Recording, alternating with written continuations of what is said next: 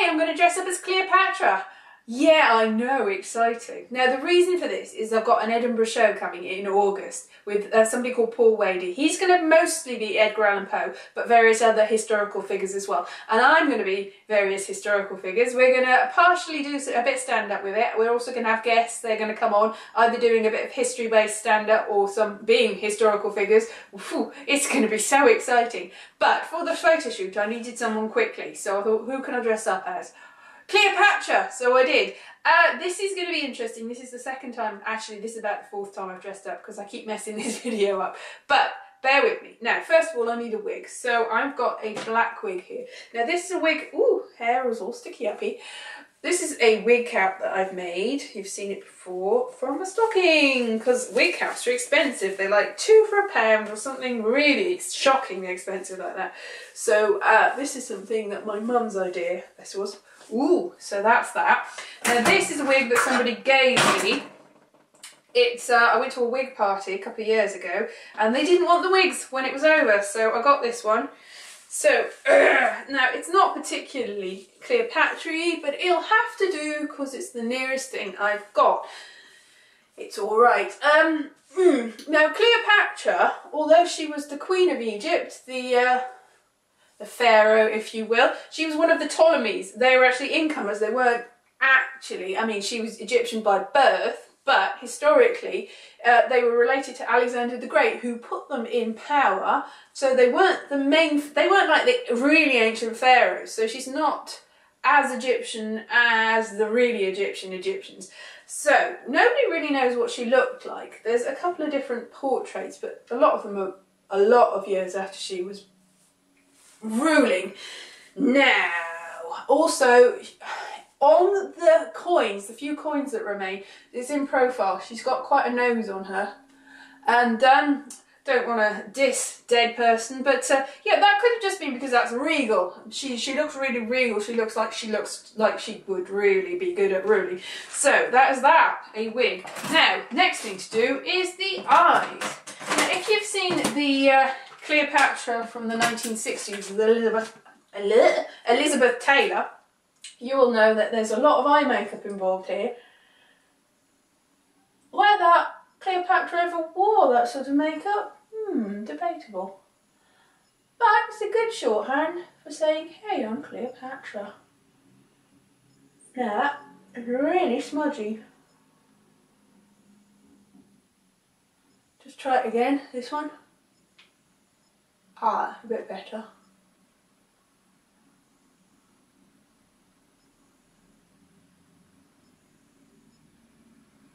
Now, I also did a bit of a sort of, not particularly historically accurate, but who's to say she didn't do that? Possibly more 60s flower power than Cleopatra. But I was in a hurry. It's a little bit like an Eye of Horus or an Eye of Ra. It's a difficult one to do. Now, in the 1960s, there was an awful lot in the Elizabeth Taylor one, an awful lot of green and blue makeup involved. Now, I've got this, which I got off the front of a magazine somebody gave me at another party I went to. Got a lot of things from parties that people didn't really want. So this is powder makeup, so it's not really historically accurate as it would have been in Egyptian times or even in the 1960s in the time of Liz Taylor. But it's all I've got. So blue makeup, greeny blue makeup, peacock blue. It's also difficult to see what's going on. It's quite dark in this room. Don't know if this is gonna... Well, that's not too bad, I suppose. Now, I'm going to put a bit of lipstick on. My mum's always saying, oh, put a bit of lipstick on, Elise. Put a bit of lipstick on, brush your hair. So I will. This is possibly a bit redder than she wants me to wear. So, now, that that's all very well, but what about some jewellery? Now I've got this lovely coral necklace that I've got here, which is, I've had it for years. I don't know when this was from the 30s or 40s. It's quite Egyptian, so this will do nicely. If I could do it up, so that's quite Egyptian. What else? I've got some arm stuff for my arm. There. This is quite nice, isn't it? Yeah, that's quite nice. Yeah, this one looks like a sheep's eye. That's nice. Put that there. It's not going to go on because I had to do it up. Now this I found in a charity shop. It's got a scarab. Now I thought this was just reproduction, but I've actually been to a curio shop that was actually selling genuine ancient Egyptian jewellery, and it looked very like this. The trouble with this is I can't get it over my head. It's not enough beads really, but I can put it there. Oh, that's quite nice, isn't it? Yeah, or I could do that. Or I got this from another curio shop. This is a sort of silver thing. That bit's backwards.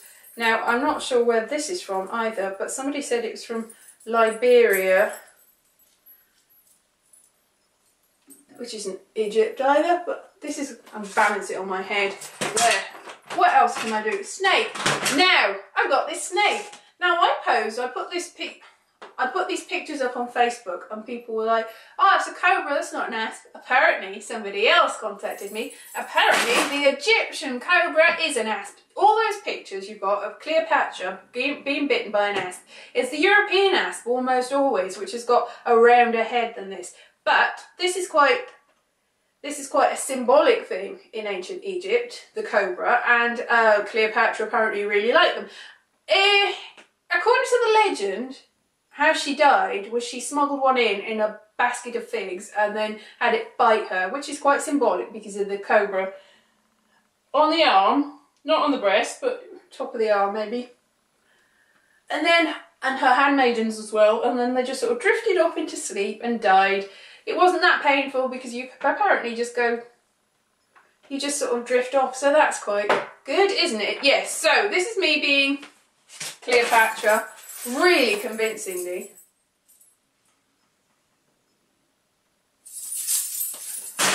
As you can see, it was amazing. So, I'm going to be lots of different people, but this might need a little bit of work, but for a very quick outfit, I think it's not too bad, really. So this is me getting bitten on the arm. Ow.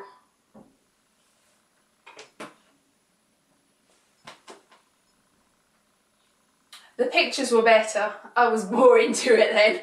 Alright then, well, I'm going to just put this up now. Thank you very much for indulging me. I'll see you in Edinburgh. Bye bye.